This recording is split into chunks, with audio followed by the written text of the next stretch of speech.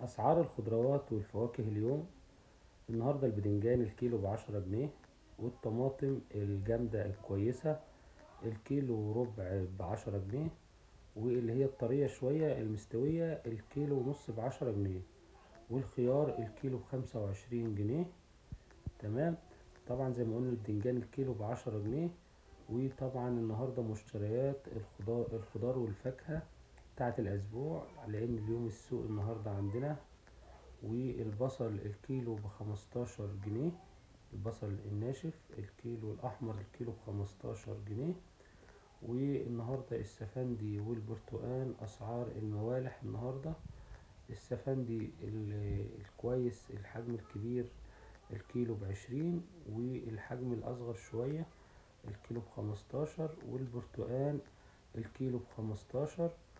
وطبعا جايب كذا نوع سفندي وبرتقال. وبعد كده الليمون النهاردة، الليمون غالي جدا في السوق يا جماعة. الكيلو الليمون وصل 60 جنيه، الربع ب15 جنيه. وده بلح اسود مستوي، البلح ده جميل جدا الكيلو ب25 جنيه. والبطاطس النهاردة الكيلو ب10 جنيه. تمام.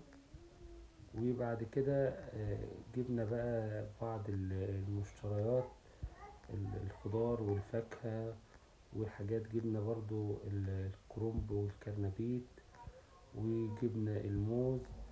والكرنبيتة دي كانت مثلا بقول ب25، جبتها ب20. والطماطم زي ما قلنا جبت كيلو وربع ب10، وكيلو ونص ب10. جبت من دي وزنتين ودي وزنتين. تمام. ودي كانت مشتريات اليوم. طبعا الفاكهة لسه عندنا الموز، الكيلو الموز ب17 جنيه ونص، يعني ال2 كيلو ب35 جنيه. الموز مستوي وجميل جدا. ودي كانت يعني ايه اغلب اسعار الخضروات النهارده.